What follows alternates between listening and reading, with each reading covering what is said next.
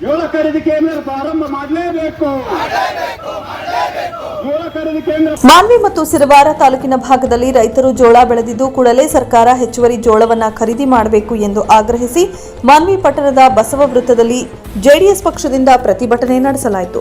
ಮಾಜಿ ಶಾಸಕ ರಾಜ ವೆಂಕಟಪ್ಪ ನಾಯಕ ಮಾತನಾಡಿ, ಸಿಂಧನೂರು ಸೇರಿದಂತೆ ರಾಯಚೂರು ಜಿಲ್ಲೆಯ ಭಾಗದಲ್ಲಿ ರೈತರು ಜೋಳ ಬೆಳೆದಿದ್ದಾರೆ. ಆದರೆ ಸರ್ಕಾರ ತಿಳಿಸಿದಂತೆ ರೈತರ ಜೋಳವನ್ನು ಖರೀದಿ ಮಾಡದ ಹಿನ್ನೆಲೆಯಲ್ಲಿ ರೈತರು ಹೋರಾಟ ಮಾಡಿದ್ದಾರೆ. ಹೀಗಾಗಿ ನಮ್ಮ ಪಕ್ಷ ರೈತಪರ ಇರುವ ಕಾರಣದಿಂದ ಹೋರಾಟ ಹಮ್ಮಿಕೊಂಡು ಸರ್ಕಾರವನ್ನು ಖಂಡಿಸುವ ಕೆಲಸ ಮಾಡುತ್ತಿದ್ದೇವೆ ಎಂದು ಆಕ್ರೋಶ ವ್ಯಕ್ತಪಡಿಸಿ ರೈತರು ಬೆಳೆದ ಜೋಳವನ್ನು ಸರ್ಕಾರ ಕೂಡಲೇ ಖರೀದಿ ಮಾಡುವ ಕೆಲಸ ಮಾಡಬೇಕು. ಒಂದು ವೇಳೆ ರೈತರು ಬೆಳೆದ ಜೋಳಕ್ಕೆ ಏನಾದರೂ ಅನಾಹುತವಾದರೆ ಯಾರು ಹೊಣೆ? ಕೂಡಲೇ ರೈತರ ಸ್ಥಿತಿಯನ್ನು ಅರಿತು ಖರೀದಿ ಮಾಡಬೇಕು ಎಂದು ಒತ್ತಾಯಿಸಿದರು. ಮಾನ್ವಿ ಸಿರವಾರ ತಾಲೂಕಿನ ಜೋಳ ಬೆಳೆದ ರೈತರಿಗೆ ಜೋಳ ಖರೀದಿ ಇವತ್ತು ಈಗಾಗಲೇ ನಿಮಗೆಲ್ಲ ಗೊತ್ತಿರ್ತಕ್ಕಂಥದ್ದು ಏನಪ್ಪ ಅಂದರೆ, ಕೆಲವೇ ಜನರು ನೋಂದಣಿ ಮಾಡಿರ್ತಕ್ಕಂಥ ರೈತರ ಕೆಲವೇ ಜನರ ಜೋಳವನ್ನು ಖರೀದಿ ಮಾಡ್ತಕ್ಕಂಥ ಕೆಲಸ ಸರ್ಕಾರ ಮಾಡಿದೆ.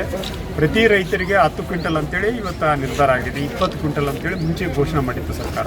ಆ ನಿಟ್ಟಿನಲ್ಲಿ 20 ಕ್ವಿಂಟಲ್ಗೆ ಹೆಚ್ಚಿಸ್ತಕ್ಕಂಥ ಕೆಲಸ ಆಗಬೇಕು. ಮತ್ತು ಈಗ ನೋಂದಣಿ ಕೇಂದ್ರ ಪುನರ್ ಪ್ರಾರಂಭ ಆಗಬೇಕು.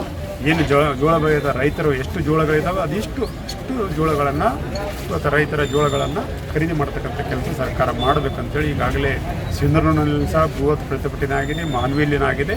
ಇವತ್ತು ಮಾನ್ವಿಯಲ್ಲಿ ಸಹ ನಾವು ನಮ್ಮ ಪಕ್ಷದ ವತಿಯಿಂದ, ರೈತ ಸಂಘದ ವತಿಯಿಂದ ಇವತ್ತು ಹೋರಾಟವನ್ನು ಹಮ್ಮಿಕೊಳ್ತಕ್ಕಂಥ ಕೆಲಸ ಇವತ್ತು ನಾವು ಮಾಡಿದ್ದೀವಿ. ಇವತ್ತು ಸರ್ಕಾರ ರೈತರ ಪರವಾಗಿ ಏನಪ್ಪ ಅಂದರೆ ಒಂದು ಒಳ್ಳೆಯ ನಿರ್ಧಾರವನ್ನು ತಗೊಳ್ತಕ್ಕಂಥ ಕೆಲಸ ಮಾಡಬೇಕು.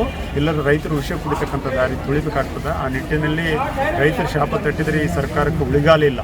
ರೈತರು ಇವತ್ತು ಏನಾಗಿದೆ ಅಂದರೆ, ಸರ್ಕಾರ ನೀವೆಲ್ಲ 2013ರಲ್ಲಿ ನೋಡಿದ್ದೀರಿ, ರೈತರು ಆತ್ಮಹತ್ಯೆ ದಾರಿ ಹಿಡಿದ್ರು. ಆವಾಗ ಸರ್ಕಾರ 2018ರಲ್ಲಿ ಸರ್ಕಾರನ ಕಿತ್ತುಗಿರ್ತಕ್ಕಂಥ ಕೆಲಸ ಶಾಪ ತಟ್ಟಿದೆ. ರೈತರ ಶಾಪ ತಟ್ಟಿದರೆ ಯಾವ ಸರ್ಕಾರಗಳು ಉಳಿಯೋದಿಲ್ಲ. ಆ ನಿಟ್ಟಿನಲ್ಲಿ ರೈತರ ಪರವಾಗಿ ಒಂದು ಒಳ್ಳೆಯ ನಿರ್ಧಾರ ತಗೋತಕ್ಕಂಥ ಕೆಲಸ ಮಾನ್ಯ ಕಾಂಗ್ರೆಸ್ನ ಸಿದ್ದರಾಮಯ್ಯವರ ನೇತೃತ್ವದ ಕಾಂಗ್ರೆಸ್ ಸರ್ಕಾರ ಮಾಡಬೇಕಂತೇಳಿ ಈ ಸಂದರ್ಭದಲ್ಲಿ ಮಾನ್ವಿ ತಾಲೂಕು ಮತ್ತು ಸಿರವಾರ ತಾಲೂಕಿನ ಜೆಡಿಎಸ್ ಪಕ್ಷದ ವತಿಯಿಂದ ಒತ್ತಾಯವನ್ನು ನಾವು ಮೆಂಡು ನ್ಯೂಸ್ ನೆಟ್ವರ್ಕ್, ಸತ್ಯದ ಕನ್ನಡಿ.